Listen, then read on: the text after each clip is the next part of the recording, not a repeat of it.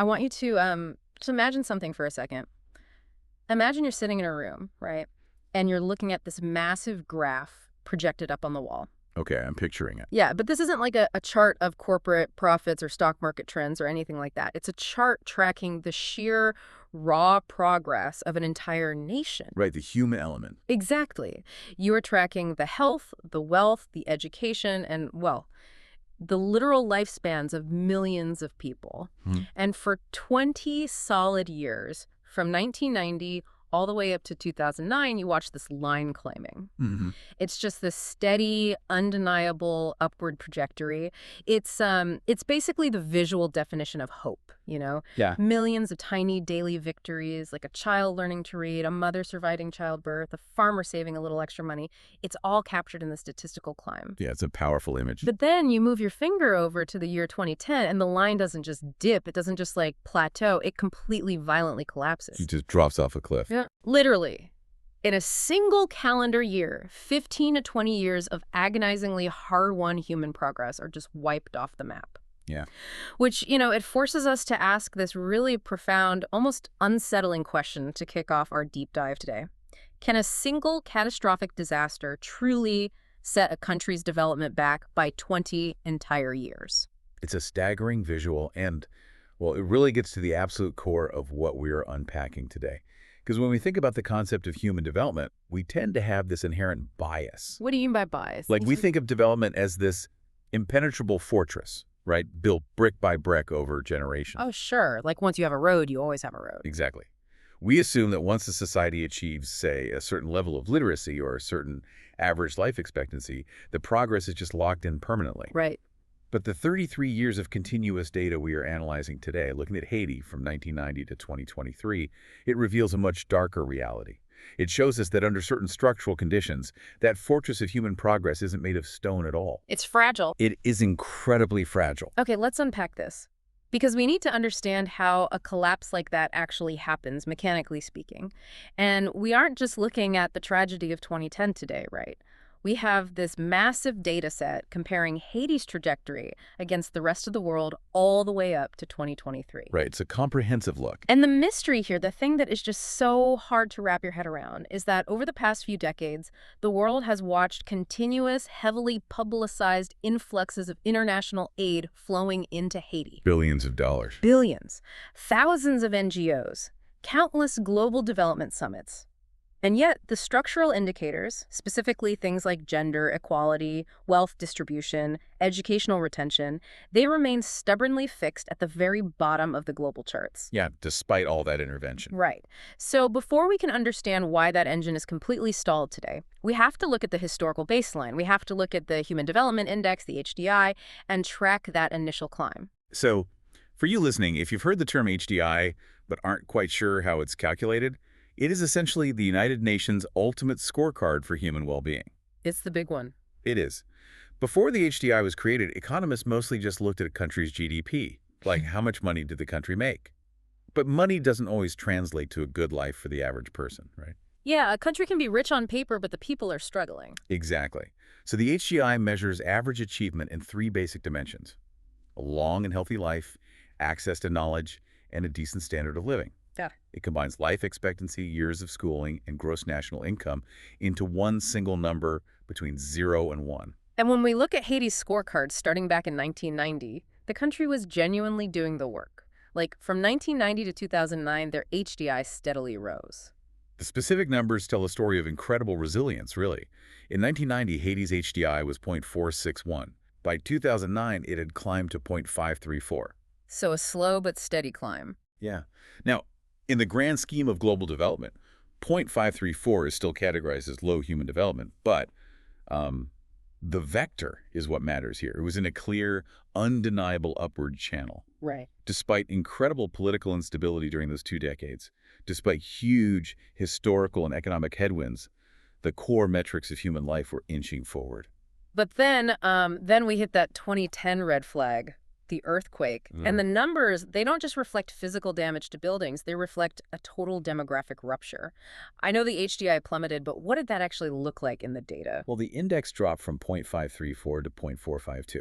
Wow. Yeah, that isn't just like a bad economic quarter, that number literally reverted the country to pre-1990 levels. So in a single year, the index fell lower than it had been when the data set literally began 30 years prior. Exactly. It wiped out an entire generation of statistical progress overnight. Let's make that number a bit more visceral for you listening, because, an index number like 0.452 is abstract, it's just math.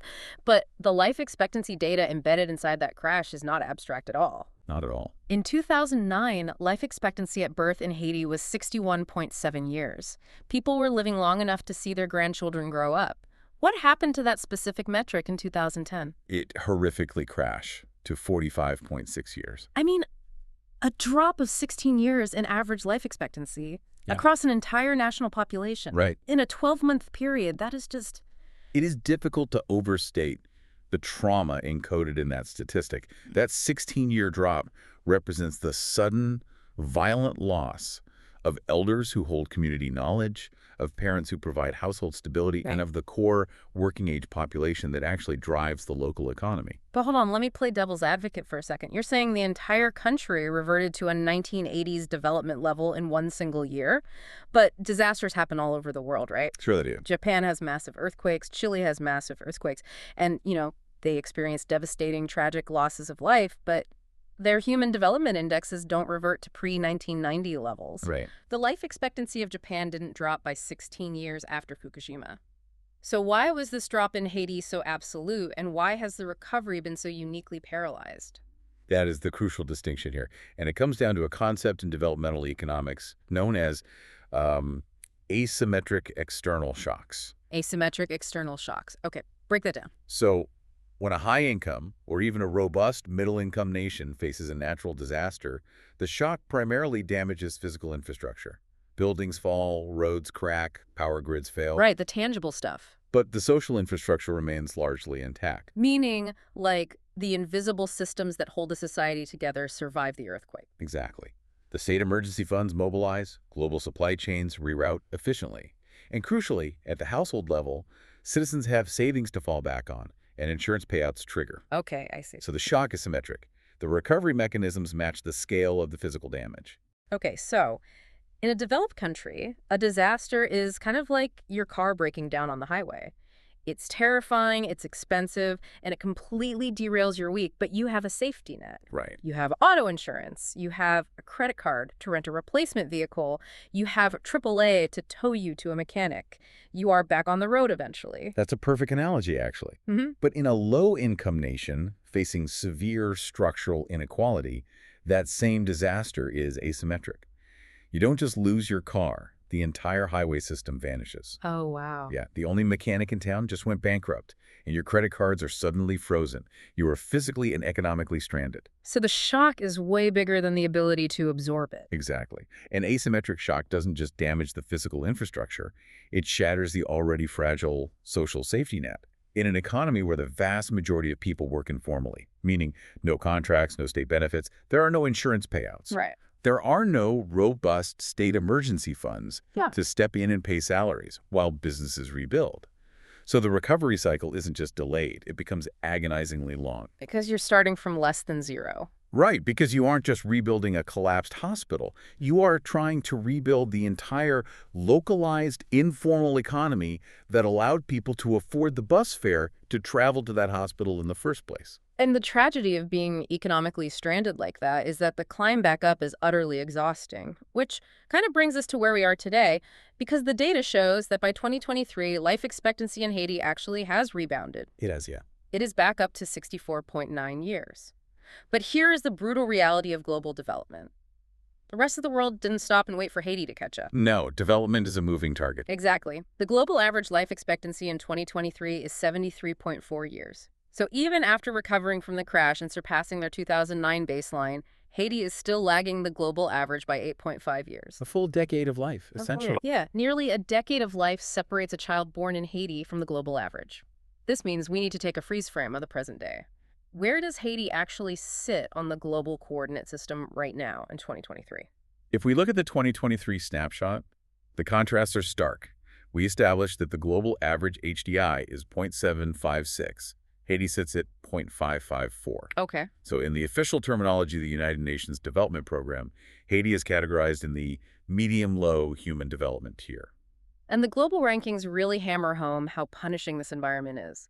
If we track Haiti's rank among all the nations on Earth over this 33-year period, it tells the story of sliding backward while trying to run forward. It really does. In 1990, Haiti was ranked 115th in the world in human development. They were essentially in the middle of the pack. And after the 2010 rupture, they plummeted to 187th, near the absolute bottom of the global list. Right. And now, here we are in 2023. We've had more than a decade of rebuilding, billions in international aid, global telethons, massive NGO interventions. And where are they? Where are they? They have only recovered to 175th out of 203 countries tracked. Right. Which reinforces that brutal reality of the moving target. Haiti has spent the last decade pouring immense resources and, honestly, sheer human endurance into merely trying to recover its lost decades. Just trying to get back to that 2009 baseline. Yeah. Meanwhile, the rest of the world continues to innovate. Other nations are industrializing, they're expanding rural health care, rolling out digital infrastructure, and progressing. So what does this all mean? It reminds me of running on a treadmill, but someone keeps incrementally speeding up the belt. Yeah, that's exactly what it is. If you stumble and fall to your knees, getting back up is only half the battle, because while you were down, the belt kept moving, and it's moving faster now. You don't just lose your place, you get thrown off the back of the machine entirely. It's exhausting just to think about. It is. So if we want to understand why Haiti is struggling so hard to get back into a competitive stride on that treadmill, we have to look at the engine, we have to look at the economy, and specifically the illusion of progress. The economic data in this report is perhaps the most revealing, honestly, because it strips away the surface-level narrative of international aid. We need to look at gross national income, or GNI, per capita. Okay, so for you listening, GNI per capita is essentially the average income of a citizen. And in this data set, it is adjusted for purchasing power parity, or PPP. That's a crucial detail, right? Very crucial. Because PPP means the data counts for the cost of living. $1 buys more bread in Port-au-Prince than it does in Manhattan, so PPP adjusts the numbers so we can compare the actual standard of living apples to apples across the globe. Exactly. It is the basic fuel of a household's development. It dictates whether a family can afford school fees, medicine, or, just basic protein. So let's look at the global average fuel. From 1990 to 2023, the global average GNI essentially doubled. It went from $11,274 to $20,327. The world, on average, became twice as wealthy over those 3 decades. But then we look at Haiti. What was Haiti's baseline in 1990? In 1990, Haiti's GNI per capita was $3,892. A low baseline, certainly, but one that ideally would have grown alongside the global boom. But it didn't. In 2023, Haiti's GNI per capita was $2,935. Yeah. I have to stop here because this makes absolutely no sense on the surface. I know. You were telling me that over a 33-year period defined globally by massive economic expansion, the internet boom, hyperglobalization, and crucially billions of dollars in international aid flowing into this specific country, their economy didn't just stagnate, it contracted. It shrank. How is it mechanically possible for a country's average wealth to shrink by nearly $1,000 over 3 decades when so much foreign money was poured in? Where exactly did all that money go? To understand that paradox, we have to introduce a much more sophisticated metric, because the standard HDI and GNI we've been talking about, they're averages. And as any statistician will tell you, averages lie. They hide the extremes. Right. If you and I are sitting in a room and I have $10 million and you have 0, on average, we are both multimillionaires. But I'm still starving. Precisely. To see the physical reality on the ground, developmental economists use the IHDI. The Inequality Adjusted Human Development Index. Yes. This metric takes the standard HDI and actively discounts it according to how unequally health, education, and income are distributed across the population. It reviews what we call the true gold content of a country's development. The true gold content, meaning what is actually in the pockets of the average citizen, not just what the national GDP says on a spreadsheet. Exactly. So what happens when we run Haiti's data through that inequality filter? The drop is staggering. I'm looking at it here. Haiti has a human inequality coefficient of a massive 38.2%. Yeah. Because of this deeply entrenched systemic inequality, Haiti loses a shocking 39.2% of its total HDI progress. Almost 40% of their human development is just vaporized by the fact that it isn't shared. That is wild. It is. For context, the global average loss due to inequality is about 22%. Yeah. Haiti is losing nearly double the global average. And when we isolate just the income component of that index, it gets much worse. How much worse? Income inequality alone accounts for a 52.1% loss in development quality in Haiti. So if that wealth is completely siloed at the top, it means the informal economy, the street vendors, the farmers, the day laborers, is basically operating on an entirely separate, starved timeline. It is a parallel economy, Yeah. and this directly answers your question about why the international aid didn't raise the GNI. When billions of dollars in aid flow into a fragile state, it often bypasses local governance entirely. Oh, I see. NGOs and international agencies, they bring in their own supply chains, their own logistics, and their own expatriate staff. They build parallel systems to deliver immediate relief. Because they don't trust the local infrastructure to handle the money. Right, exactly. Yeah. But by bypassing the local economy, that aid money doesn't circulate. It doesn't become taxable revenue for the state. Oh, wow. It doesn't build local state capacity to, say, pave roads or pay teachers. So the growth engine for the vast majority of the population remains completely stalled. So the money just kind of hovers above them. Pretty much. What little wealth exists domestically is monopolized by a tiny elite. It creates a structural ceiling on recovery. You can pour infinite aid into a country, but if the distribution mechanisms are broken, the average citizen's income continues to slowly suffocate. It's a sobering realization. We hear about a billion-dollar aid package on the news and assume it's being divided up into the pockets of the citizens, but it's really just floating above them. Yeah, that's exactly it. But a shrinking GNI, a drop from $3,892 to $2,935, is still just an abstract number on a spreadsheet. Yep. A shrinking GDP is invisible to a family. What does this contraction actually look like when you wake up in the morning? How do we measure the physical reality of being broke in this specific environment? To measure that physical reality, we have to move away from macroeconomics entirely. We use a tool called the Multidimensional Poverty Index, or the MPI. The MPI, okay. This index doesn't look at bank accounts or income. It looks at deprivations. It looks at what you physically lack on a daily basis across health, education, and standard of living. So how do they actually measure this? Because you can't just mail out a survey and ask people how poor they are. No, the MPI is built on incredibly granular household surveys. Surveyors literally go to rural villages and urban neighborhoods. They sit in the home and they observe. Like an audit. Basically, they check the floor. Is it dirt or is it finished? They check the water source. Do you have to walk more than 30 minutes to get clean water? They ask about child mortality and nutrition. It measures the overlapping, compounding texture of poverty. So we are looking specifically at the MPI data from the 2016 and 2017 survey in Haiti. And when we break down the largest contributors to poverty in this index, the single highest contributor is years of schooling, sitting at 19.1%. Which is huge. It is. We're going to dig deep into the education system in a moment because the data there is fascinating. Nutrition is second, contributing 15.3%. But then I saw a combination in the standard of living indicators that completely shifted my perspective on what poverty actually means. You're referring to the infrastructural deprivations. Yes. According to the data, a lack of cooking fuel contributes 11.4% to the total poverty index, and a lack of electricity contributes 10.2%. Right. Combined, just those two things, how people cook and how they light their homes, contribute over 21% to Haiti's multidimensional poverty. More than a fifth of the entire poverty metric is driven by stoves and light bulbs. What's fascinating here is how it illustrates the multiplier effect of infrastructural deprivation. When we in developed nations think of poverty, we almost exclusively think of an empty wallet. Right, not being able to afford rent or groceries. But multidimensional poverty is different. It is the absence of basic, time-saving, health-preserving infrastructure. Let's do a thought experiment for the listener to really internalize this. Imagine your day tomorrow, but strip away just those two things. Electricity and clean cooking fuel. Go. If you lack electricity, your productive hours end the exact second the sun goes down. Your children can't read or study for school. If you have a small home business, you can't operate it. But it's the cooking fuel that really acts as a trap. Oh, absolutely. If you don't have clean cooking fuel, meaning like a gas line or an electric stove, you don't just magically have a meal.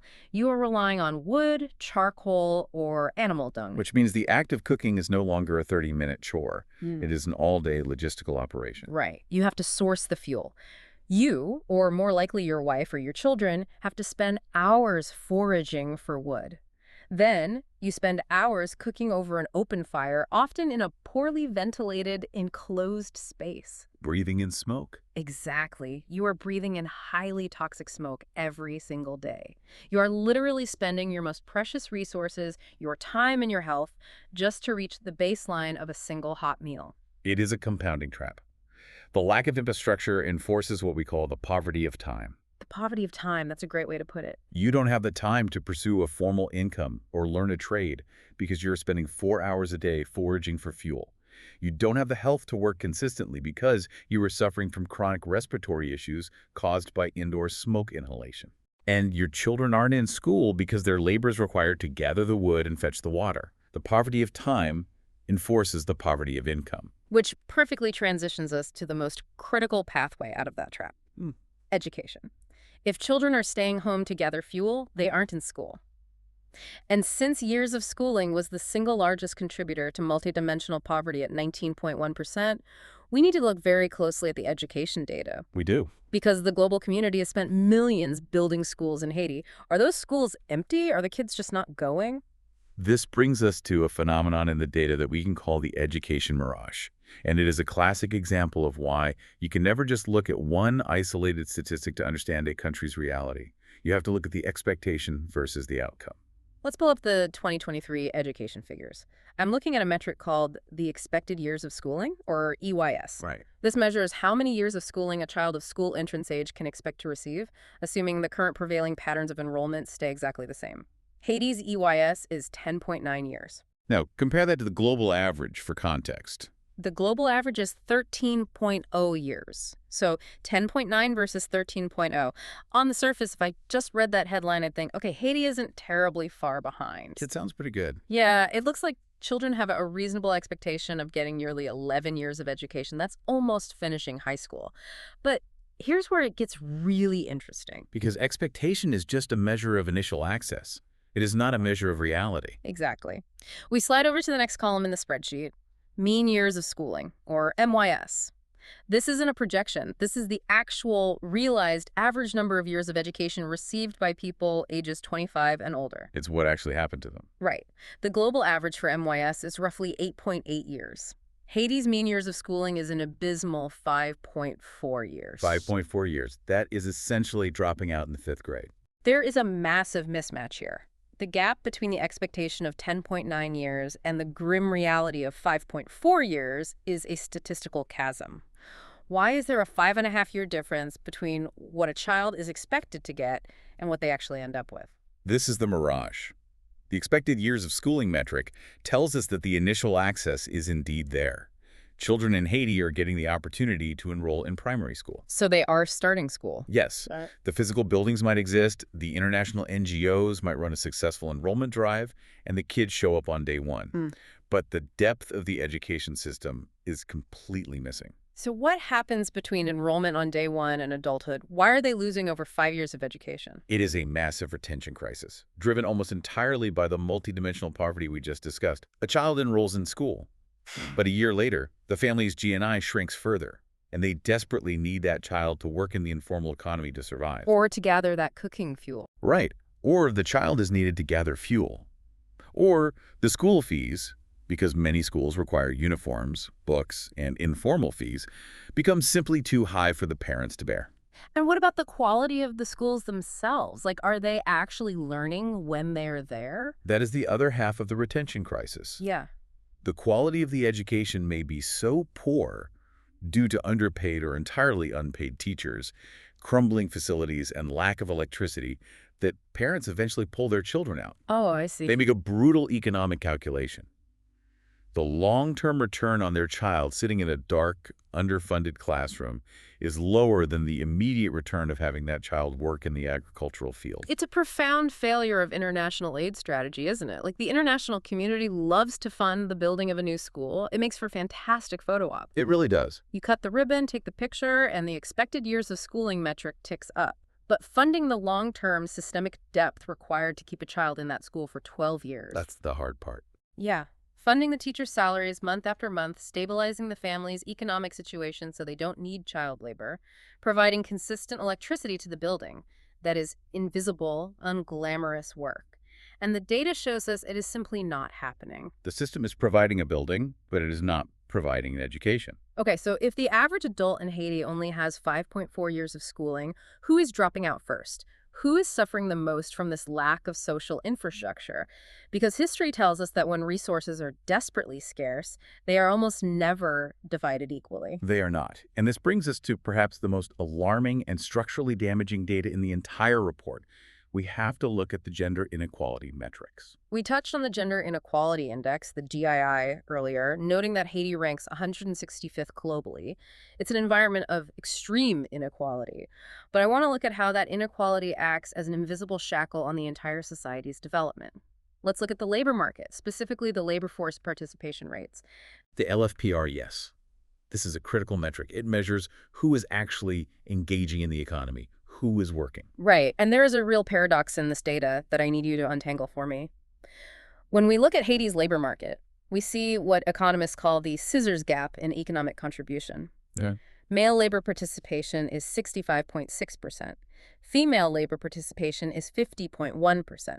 So a 15-point gap. Men are working more than women, but, and this is the part that threw me, if you look at the global averages, the global average for female labor force participation is roughly 48.5%. Correct. Wait, 48.5% globally, but Haiti is at 50.1%. If you're listening to this in a Western economy, you might hear 50% female labor participation and think, hey, that's parity. That's higher than the global average. That must be a sign of a modernizing workforce. It sounds progressive. Right. Shouldn't a higher labor participation rate drive the country's GNI up? Why is the economy shrinking if half the women in the country are out there working? It's a brilliant observation, and it requires us to completely dismantle a very Western bias about what labor participation actually means. Okay, lay it on me. In a developed economy, a rising female labor force participation rate usually indicates empowerment. It means women are entering corporate roles, starting registered businesses, achieving wage parity, and building careers. Right, climbing the ladder. It signals a thriving formal economy expanding its talent pool. But what does it mean in Haiti? In Haiti, this 50.1% participation rate is absolutely not driven by career empowerment. It is heavily concentrated in the informal, unregulated sector. It is driven by desperate fundamental survival. You mean like street vending, day labor, domestic work? Precisely. It is women selling agricultural goods by the side of the road. It is domestic labor without any contracts. They are working without legal protections, without health care, without maternity leave, and without a reliable minimum wage. Wow. These women are working incredibly hard, often harder and for longer hours than workers in the formal sector, but because their labor is entirely informal and unregulated, the economic yield is microscopic. So they are participating in the physical act of labor, but they are completely excluded from the accumulation of wealth. Exactly, and let's look at the macroeconomic impact of that. Because this labor is informal, it isn't taxed. It doesn't contribute to the national treasury to build infrastructure. Oh, man. It doesn't provide a ladder out of poverty for the family. This extreme inequality, where women are forced into the lowest yield, highest risk survival labor just to feed their families day by day, actively suppresses the nation's overall labor productivity. Because half your workforce is just treading water. Exactly. You cannot build a modern, robust economy when half of your workforce is structurally confined to subsistence survival.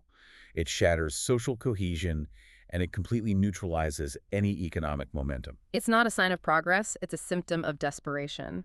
And the cost of this extreme gender inequality isn't just measured in lost economic productivity or a shrinking GNI. It is measured in human lives. Yes, it is. Which brings us to the most harrowing section of this data stack. This is where the data shifts from economic theory to devastating physical reality. We need to connect the economic marginalization of women to two brutal metrics: physical health and political voice. Let's start with the grim reality of the 2023 health statistics. We are looking at the maternal mortality ratio, the MMR. Right. This is the number of women who die from pregnancy-related causes per 100,000 live births. To ground us, the global average MMR is 216. In Haiti, it is a staggering 350. And the adolescent birth rate, which measures the number of births per 1,000 women ages 15 to 19, is 49.8 in Haiti, compared to the global average of 39.1. These numbers do not exist in a vacuum. They are the direct, tragic downstream effects of everything we've discussed so far. How so? They are the result of the 5.4 mean years of schooling, the multidimensional poverty, and the informal survival labor. So let's trace the mechanics of it. When a young girl drops out of school at age 10 because she is needed to gather cooking fuel, her likelihood of an adolescent pregnancy skyrockets. When she enters the informal labor market, she has no access to employer-sponsored health care. When the state's medical infrastructure is shattered by asymmetric shocks and the national wealth is concentrated at the very top, rural maternal care clinics simply do not exist. So they have nowhere to go. Therefore, maternal mortality ratios remain stubbornly unacceptably high. But how do you fix it? You would think that with numbers this high, with 350 women dying per 100,000 births, there would be massive, overwhelming legislative pressure to change the system. We hope so. You would expect emergency budgets to build clinics, to protect young girls, to subsidize maternal care. Which leads us to the second metric, political power. Let's look at the share of parliamentary seats held by women. This is the metric of voice. Who is actually in the room making the laws and writing the checks? Globally, the average share of parliamentary seats held by women is 26.5%. It's definitely not 50-50, but it's a quarter of the legislative body. Women have a block of voting power. Right. In Haiti, in 2023, the percentage of parliamentary seats held by women is an abysmal 2.74%. Less than 3%. Less than 3%. And the data specifically notes there has been absolutely no progress on this front since 2017. But then I looked deeper into the historical spreadsheet, and I found an extreme data point that is almost hard to process. Go on. In the year 2016, the percentage of female parliamentarians in Haiti hit literally 0%. 0%. Zero, not 5%, not 1%. Exactly 0% of the legislative power was held by women in 2016. Half the population of the country had absolute zero representation in the rooms where the national budget was being allocated. If we connect this to the bigger picture, we can draw a direct, undeniable mechanical line between these two data sets. We ask why maternal mortality is at 350. We ask why the adolescent birth rate is nearly 50. And the answer is Because when women are entirely excluded from national decision-making, when their legislative power fluctuates between 0% and 2.7%, policies protecting maternal health and youth education are chronically, systematically underfunded. because the people writing the national budget don't physically experience the pain of a failing maternal health clinic. Precisely. The mechanics of budgeting are cold. A parliament with 0% female representation is not going to prioritize the funding of rural maternal health over other political or economic interests that benefit the men in that room. Yeah, that makes grim sense. The lack of rural medical infrastructure, the lack of maternal care clinics, the lack of support for female education, these aren't just accidental oversights or inevitable tragedies of poverty. They are the direct engineered result of political marginalization. The physical suffering of women in Haiti is inexorably linked to their political silence. It is a devastating self-reinforcing cycle. You lack the economic power to run for office because you are trapped in the informal autonomy. Because you can't run for office, you have zero political power. Exactly. Because you have no political power, the national budget doesn't fund the clinics or the schools that would protect you, which ensures you remain economically marginalized and trapped in the informal economy. And that is exactly why the GII, the Gender Inequality Index, is such a critical metric for economists to study. It proves that you cannot fix the HDI, the overall human development of a nation, without fundamentally fixing the GII. The invisible shackles of gender inequality must be broken first, or the economic engine will never restart. Okay. We have covered an immense amount of ground. We have looked at the historical timeline and the 2010 collapse. We've looked at the economic chasm and the parallel NGO economy. We've explored the education mirage and the profound, deadly gender chasm. It's a lot of heavy data. It is. But before we synthesize all of this into a final takeaway, let's look at Haiti through one final, very modern lens. The environmental lens. This is a relatively new adjustment to the global development data, and it is crucial for how we measure progress in the 21st century. We are looking at the PHDI, the Planetary Pressures Adjusted Human Development Index. This metric takes a country's standard HDI score and actively penalizes it based on its carbon dioxide emissions and its material footprint. Right. Essentially, if a country is getting rich by burning coal and destroying the planet, their score goes down. It asks a vital question. Is your country's development actually sustainable for the globe? Exactly. Now, when we look at this metric for Haiti, they seemingly perform well, or at least they aren't penalized much at all. Haiti's per capita CO2 emissions are a mere zero point 0.3 tons. For comparison, the global average is 4.5 tons per capita, and many highly developed nations are significantly higher than that. So, because Haiti's carbon footprint is incredibly tiny, just zero point 0.3 tons, the difference between Haiti's standard HDI and its environmentally adjusted PHDI is incredibly small. The penalty is only 1.6%. Right. On paper, a completely blind algorithm might look at this data and say, great job, Haiti, very low carbon footprint, very sustainable development model. But this is exactly where qualitative analysis must override raw data interpretation. Context is everything. Yes, because it feels like a trick of the math. It reminds me of someone stepping on a bathroom scale, seeing they lost 30 pounds, and claiming their new diet is a massive success. When in reality, They are trapped on a desert island and actively starving to death. Yes, the number on the scale is low, but the underlying mechanism causing that low number is a catastrophe. that is a dark but perfectly accurate analogy. We can term this phenomenon poverty-driven environmentalism. Yeah. Haiti's low-carbon status is absolutely not the result of a proactive green energy transition. They didn't build vast fields of solar panels. They didn't heavily invest in offshore wind turbines. The citizens aren't like driving electric vehicles around. No. They are scoring well on planetary pressure simply because their development engine is completely turned off. Wow. The emissions are low because industrialization is completely stalled. The material footprint is low because, as we saw with the shrinking GNI, the average citizen simply cannot afford to consume materials. It is an environmentalism born of severe economic deprivation, not of sustainable innovation.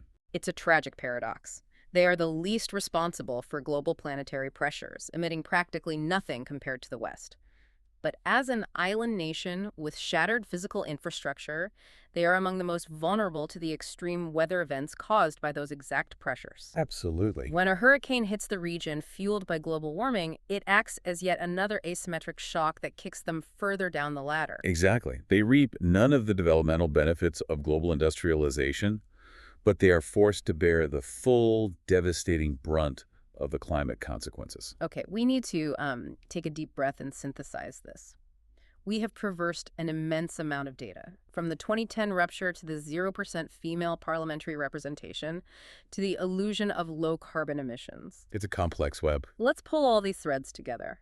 If we look at this 33-year data set, not just as a history lesson, but as a diagnostic tool, it gives us a very clear prescription.